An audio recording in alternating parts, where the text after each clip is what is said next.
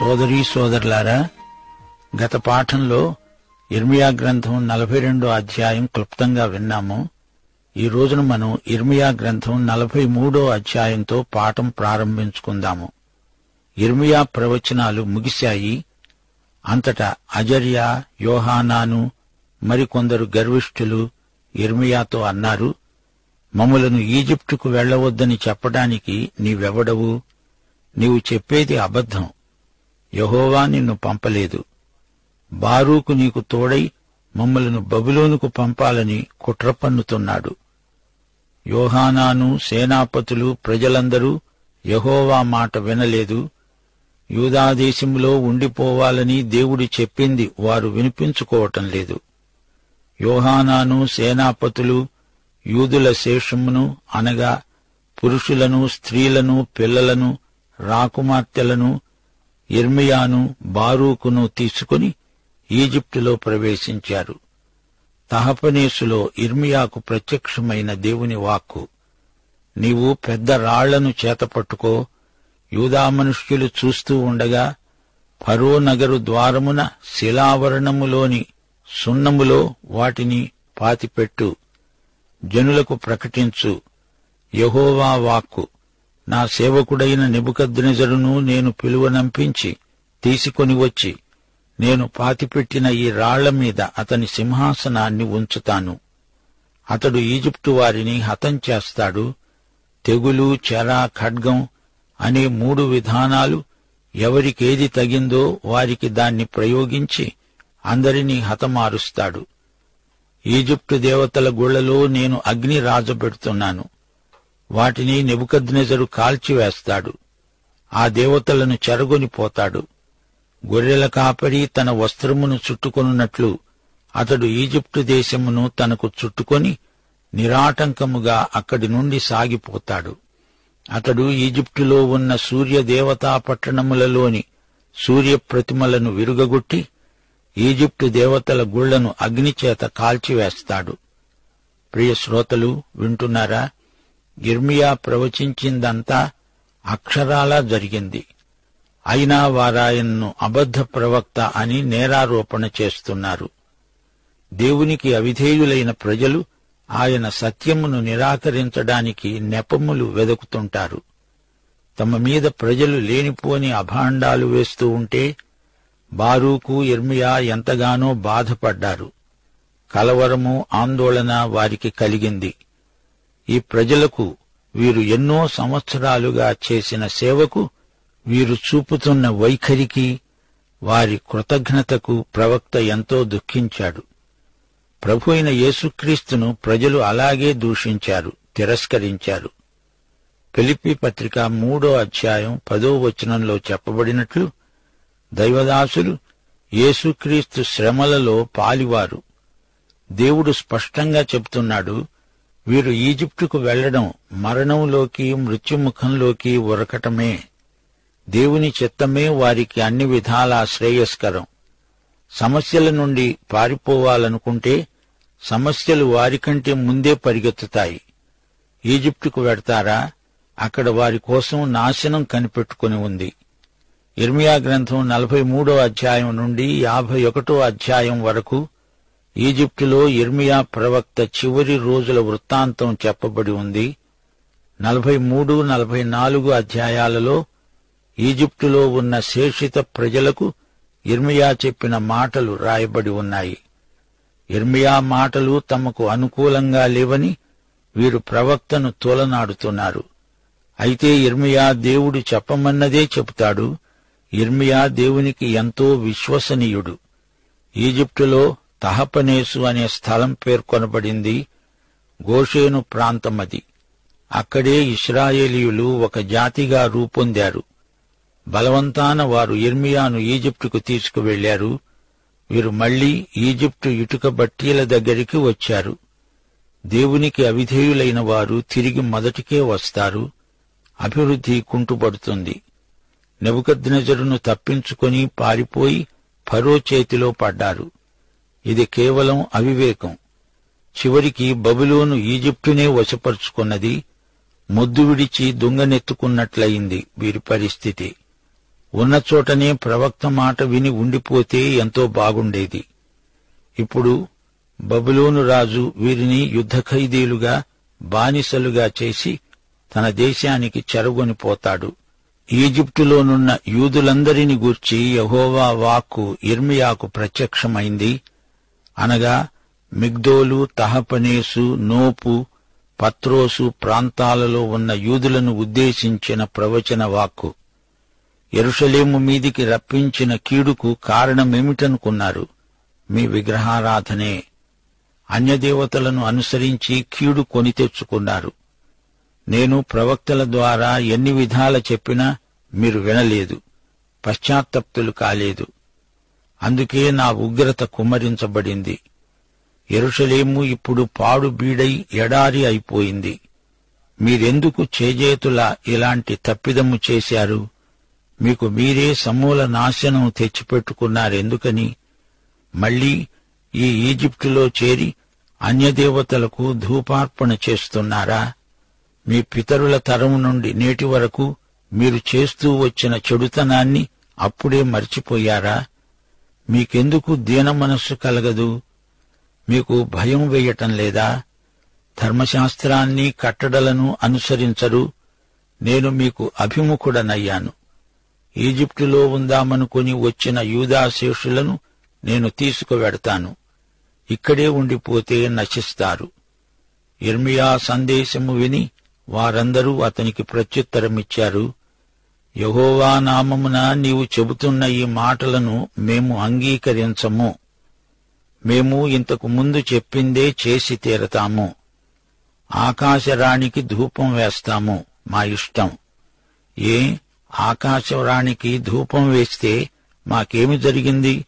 మాకు ఆహారం సమృద్ధిగానే దొరికింది గదా. మేము క్షేమంగానే ఉన్నాము. ఏ కీడు మాకు కలగలేదే. ఆకాశరాణి పూజ మానినప్పుడే మాకు అగచాట్లు వచ్చి క్షీణించాము.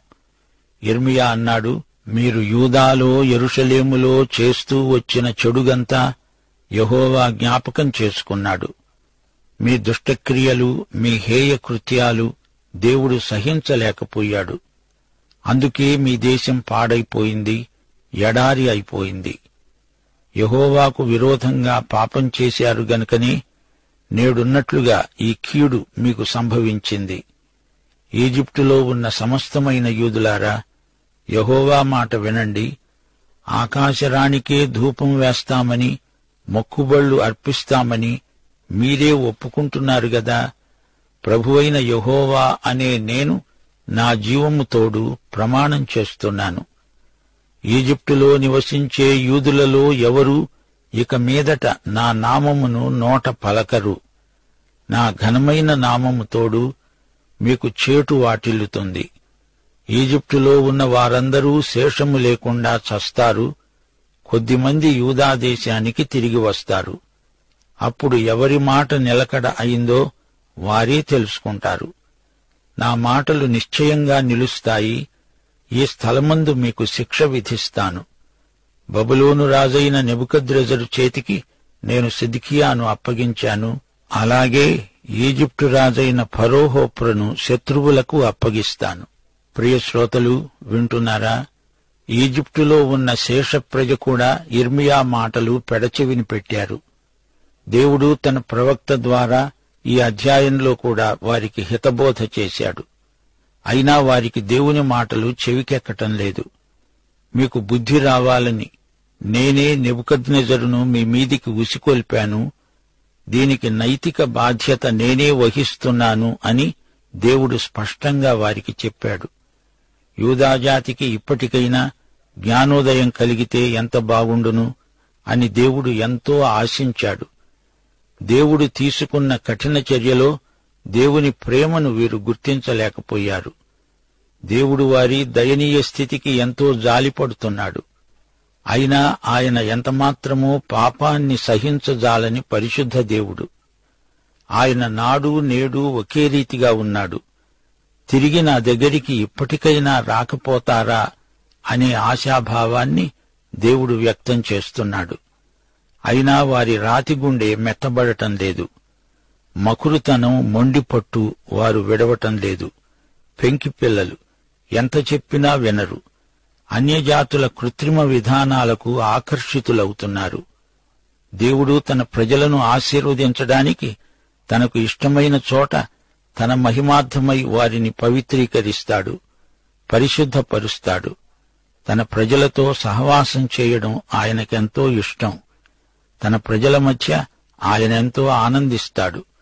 వారిని సిద్ధపరచడానికి వారి వద్దకు తన సేవకులను, ప్రవక్తలను, రాయబారులను పంపుతాడు. ఆ మాటకొస్తే ఆయన తన సంఘానికి అపొస్తలులను, ప్రవక్తలను, సువార్తికులను, కాపరులను ఈవులుగా ఇయ్యలేదా? ప్రజలు వినక మారాము చేస్తున్నారు. వారికి తెలివి రావాలని కరువు రప్పించాడు. అయినా వారు పశ్చాత్తప్తులు కాలేదు. అప్పుడు శత్రువులను వారి మీదికి పంపాడు. అయినా వారు సరిగా స్పందించటం లేదు. హృదయాన్ని మరీ కఠినపరుచుకుంటున్నారు. దేవుని చిత్తానికి వారు లొంగటం లేదు. అయితే ఇప్పుడు వీరు చేస్తున్నదేమిటి? ఈజిప్టులోకి వచ్చి కూర్చున్నారు. వాతావరణం మారినా, దూరదేశంలో ఉన్నా వారి మనస్సు మారదు. వారు విగ్రహారాధనను మానటం లేదు. ఆకాశరాణి అంటూ భజన చేస్తున్నారు. పైగా వీరి తలబిరుసుతనం చూడండి. ప్రవక్త ఎదుట విగ్రహారాధనను సమర్థించుకుంటున్నారు. యోషియారాజు సంస్కరణలకు ముందు విగ్రహాలకు వారు మొక్కినప్పుడు తమకు కడుపు నిండా తిండి దొరికిందట, కట్టుకోటానికి బట్టలు దొరికాయట. తిండి బట్టలు మాత్రమే విశ్వాసానికి రుజువులా? ఇదెక్కడి తెలివి? 17వ వచనంలో వారి పిడివాదం ఏం బాగుంది? మేము అలాగు చేసినప్పుడు మాకు ఆహారము సమృద్ధిగా దొరికింది, మేము క్షేమంగానే ఉన్నాము, ఏ కీడు మాకు కలగలేదే అంటున్నారు. ప్రియ శ్రోతలు, ఈ విధంగా వాదించేవారు ఈ రోజున కూడా ఎందరో ఉన్నారు.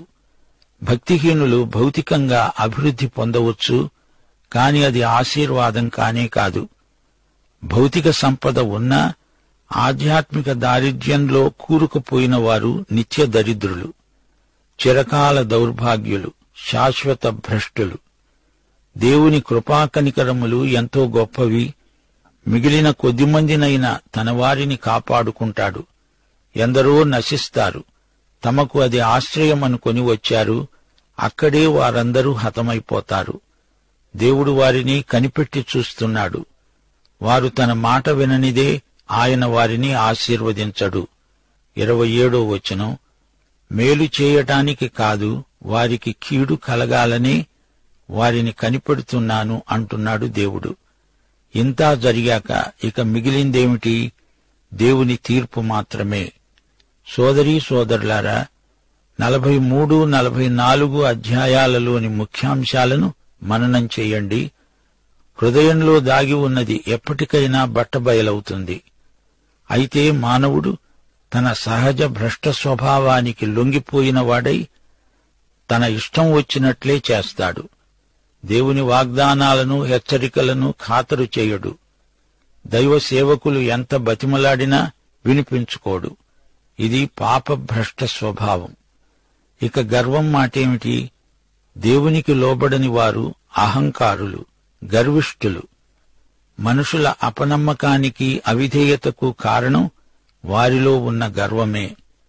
మార్కు సువార్త 10వ అధ్యాయం 15వ వచనంలో ప్రభువు అన్నాడు, చిన్న బిడ్డవలే దేవుని రాజ్యమును అంగీకరించనివాడు అందులో ఎంతమాత్రము ప్రవేశించడు. చిన్న పిల్లలకు గర్వము ఉండదు, అహంకారం అసలే ఉండదు. బబులోను కంటే ఈజిప్టే మంచిదనే ఉద్దేశ్యంతో వారు ఒక అపాయం నుండి అంతకంటే ఘోరమైన మరో అపాయంలోకి దూకేశారు. ఆ రోజుల్లో బబులోను సైన్యాన్ని ఎదిరించగల తాహతు మరే రాజ్యానికి లేదు. దేవునికి వారిపై అంత కోపం రావడానికి ముఖ్య కారణం వారి విగ్రహారాధనే. తన ప్రజలు అలాంటివి చేసినప్పుడు దేవునికి ఎంతో పౌరుషం, రోషం. బైబిలులోని దేవుడు అనగా లేఖనములలోని దేవుడు విగ్రహారాధనను ఎంతో అసహ్యించుకుంటాడు. దేవుడు రోమాపత్రిక 1వ అధ్యాయం 32వ వచనంలో చెప్పాడు, ఇట్టి కార్యములను అభ్యసించేవారు మరణమునకు తగినవారు అనే దేవుని న్యాయవిధిని బాగా ఎరిగి ఉండి కూడా వాటిని చేస్తూనే ఉన్నారు. ఇది మాత్రమే కాక వాటిని అభ్యసించే వారితో సంతోషముగా సమ్మతిస్తున్నారు. మరో మాట, ఈ యుగాంతంలో కూడా ప్రపంచమంతా శిక్షకు గురవుతూ విపత్తు పాలయ్యేందుకు సిద్ధమవుతూ ఉంటే, మానవులలో అనేకులు మాత్రం తమకు ప్రియమైన విగ్రహాలను వదులుకోరు. ప్రకటన గ్రంథం 9వ అధ్యాయం 20-21 వచనాలు. ఈ దెబ్బల చేత చావక మిగిలిన జనులు దయ్యములను చూడను వినను నడువను శక్తి లేనివై బంగారు వెండి కంచు రాయి కర్రలతో చేయబడిన తమ హస్తకృతములైన విగ్రహములను పూజించకుండా విడిచిపెట్టినట్లు వారు మారు మనస్సు పొందలేదు. తాము చేస్తున్న నరహత్యలు, మాయమంత్రాలు, జారచోరత్వములు చేయకుండునట్లు వారు మారు మనస్సు పొందిన వారు కారు. 44వ అధ్యాయం 19వ వచనంలో స్త్రీలంటున్నారు, మా పురుషుల సెలవు లేకుండా మేము ఆకాశరాణికి పిండి వంటలు, పానార్పణములు అర్పిస్తున్నామా? దేవుని వాక్యం ప్రకారం కుటుంబానికి నాయకుడు భర్త. కుటుంబంలో జరిగే ప్రతిదానికి భర్తే నైతిక బాధ్యత వహించాల్సి ఉంది. తమ భార్యలు చేసే విగ్రహారాధనను గురించి వారికి తెలుసు గాని ఈ విషయమై వారు ఎట్టి చర్య తీసుకోలేదు. హేయమైన విగ్రహ పూజతో సరిపెట్టుకున్నారా? లేదు. పైగా దాన్ని కొనసాగిస్తామని గంభీరమైన ప్రతిజ్ఞలు చేస్తున్నారు. దేవుని పేరెత్తి శపథం చేస్తున్నారు. దేవుని సత్యాన్ని నిరాకరించి విగ్రహాల వెంట పరిగెత్తేవారు దేవుని పేరట ఒట్టు పెట్టుకోకూడదు. ఆయన పేరెత్తటానికి అనర్హులు. మనుషులు అణకువతో భయంతో దేవుని కృప కోసం అడగాలని దేవుని ఆశయం. వారిని తన వైపునకు మరల్చుకోవడానికి దేవుడు అనేక సంఘటనలు, మేలు కీడు కూడా జరగనిస్తాడు. దేవుని వాక్యే అంతము వరకు నిలుస్తుంది. దేవుని వాక్యమున్నది. అయితే మానవులు రాసిన అనేక గ్రంథాలు కూడా ఉన్నాయి. ఈ లోకములోని గ్రంథాలలో మానవుల ఆలోచనలు, ఆశలు, భవిష్యత్తును గురించి దేవుని వాక్కుకు వ్యతిరేకమైన ఊహాగానాలు ఉన్నాయి. తన వాక్యాన్ని దేవుడు తూచా తప్పకుండా నెరవేరుస్తాడు. మత్తయి సువార్త 5వ అధ్యాయం 18వ వచనం, ధర్మశాస్త్రమంతా నెరవేరే వరకు, భూమి ఆకాశము గతించే వరకు ధర్మశాస్త్రములో ఒక పొల్లుగాని అరసున్నా గాని ఏదీ నశించదు. పాఠం సమాప్తం. మన ప్రభువు రక్షకుడు అయిన యేసుక్రీస్తు వారి కృప, తండ్రి అయిన దేవుని ప్రేమ, పరిశుద్ధాత్మ సహవాసము మనకు సదాకాలము తోడై ఉండునుగాక. ఆమేన్.